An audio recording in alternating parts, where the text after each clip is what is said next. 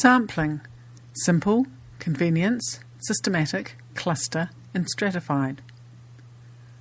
To find things out about a population of interest, it is common practice to take a sample.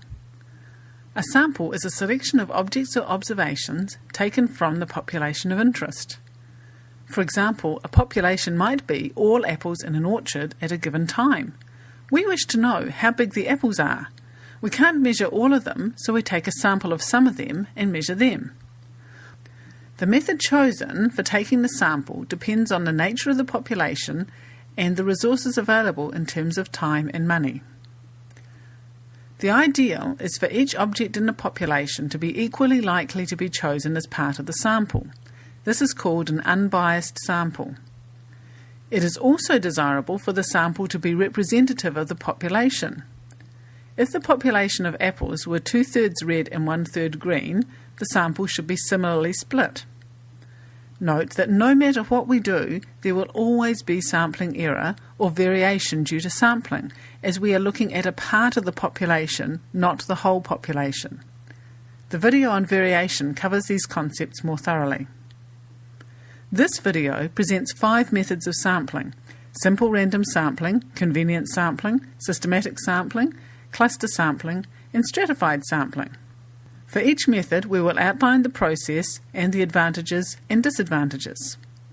Simple random sample.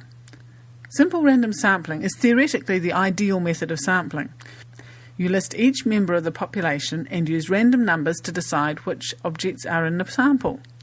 Each object is equally likely to be selected. This produces an unbiased sample, which we hope is representative.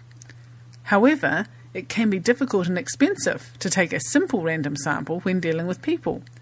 Simple random sampling is more practical when the population is geographically concentrated and when a good sampling frame exists. A sampling frame is a list of all the people or objects in the population of interest. Simple random sampling can be more easily implemented for natural and manufacturing populations. Convenient sample. Convenient sampling is just that, convenient. You ask people nearby or people who walk past at a shopping mall. Or you take the next 20 objects off the production line. You do what is easy or convenient. Convenient samples are often biased in some way, but for a quick and cheap poll it may not really matter. Convenient samples can also have self-selection bias when people choose to participate because they have an interest in the issue in question. Systematic sampling. With systematic sampling, you choose a starting point at random and then systematically take objects at a certain number apart.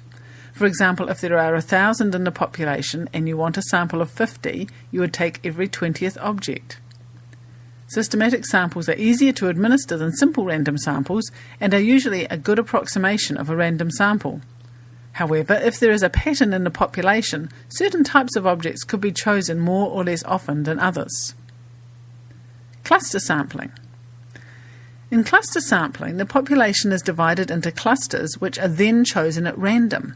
For example, departments of a business can be clusters, or suburbs within a city.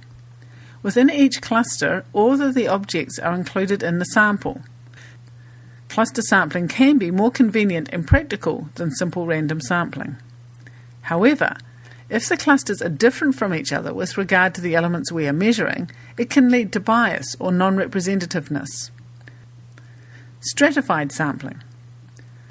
Stratified sampling seems like cluster sampling, but the strata or groups are chosen specifically to represent different characteristics within the population, such as ethnicity, location, age, or occupation. Within each group, a random sample is taken, sometimes in proportion to the size of the group. Stratified sampling can lead to a very good random representative sample. However, it can be complex to administer, and a sampling frame with considerable information about the population is required. There are other sampling methods. The 5 explained here give an idea of the advantages and disadvantages of various methods. You should attempt to use the sampling method that produces the best result for the resources you have available.